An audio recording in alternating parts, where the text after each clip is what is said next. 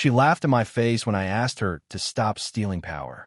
"It's just a few volts," she sneered, eyes hidden behind designer sunglasses.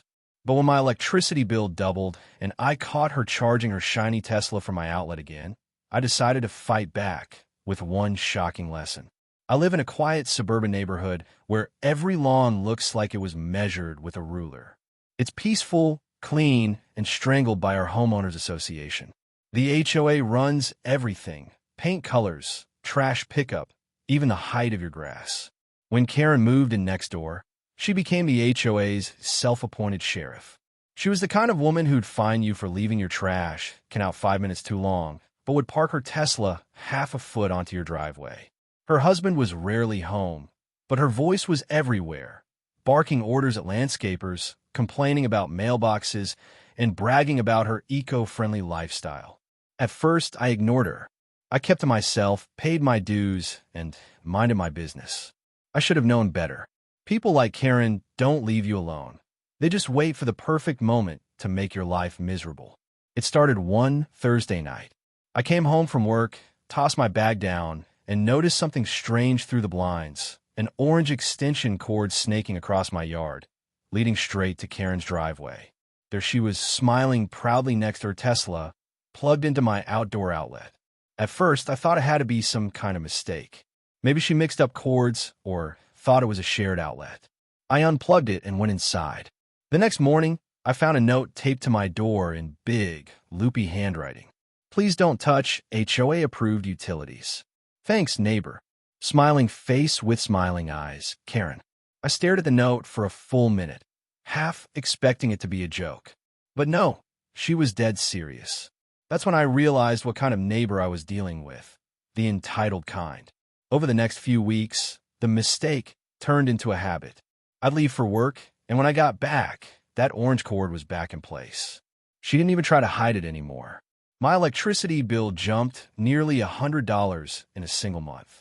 I installed a small security camera above the outlet, just to be sure. The footage confirmed everything.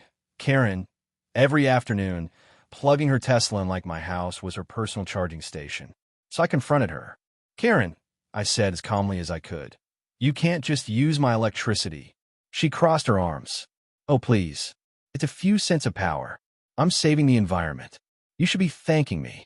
I reported her to the HOA, but they brushed it off. "It's a misunderstanding," they said. "Let's not create neighborly tension." That's when something inside me snapped. If they wouldn't help, I'd handle it myself. I wasn't going to do anything illegal or dangerous. I'm not stupid. But I was going to make a point. I spent a weekend researching electrical safety and surge protection. I found a device used by contractors called a load tripper. It's basically a surge protector that cuts off power when someone draws too much. Perfectly legal, perfectly safe, and perfectly inconvenient for a thief. I installed it behind the exterior outlet, blending it in so it looked untouched. If anyone tried to pull a heavy charge for long, the current would spike, the breaker would flip, and the outlet would shut down until manually reset. I tested it myself. It worked flawlessly. A harmless pop, a reset, and everything back to normal. Then I waited. Because with Karen, patience wasn't a problem. I knew it was only a matter of time before she plugged in again. Sunday afternoon came. The sun was blazing, the kind of day when she loved to show off her spotless Tesla. Sure enough, I saw her from my kitchen window, dragging that orange cord across the grass again.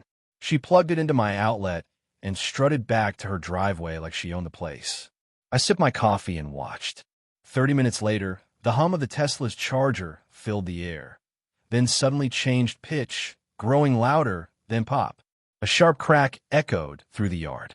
Smoke curled from the charger port. Karen screamed, "My car! What did you do?" I walked outside, trying not to smile. "Looks like an overload," I said calmly. "Might want to check your wiring."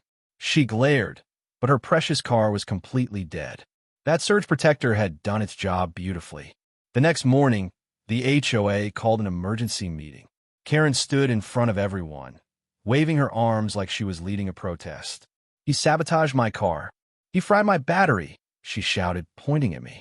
The president looked concerned until I handed over my printed security footage.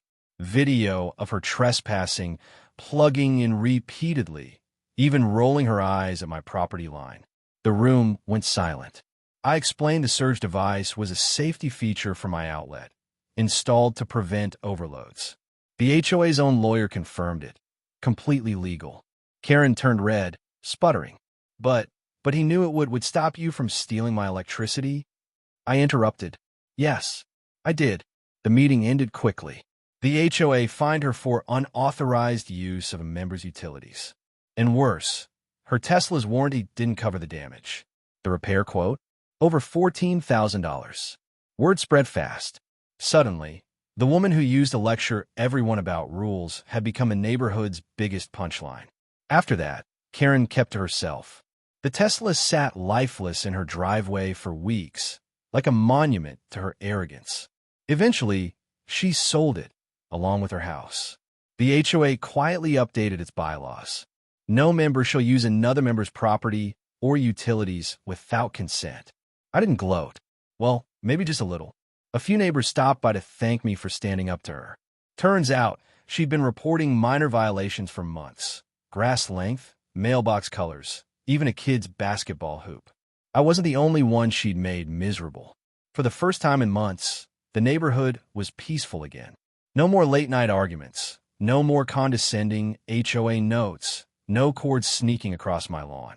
Just silence, and the sweet sound of my electric meter spinning at my pace again. Some people only learn the hard way that boundaries exist for a reason. Karen thought she could plug into anyone's life without consequence. But when her arrogance met my patience and a little bit of voltage, she finally understood. Not every lesson needs words. Some come with a spark.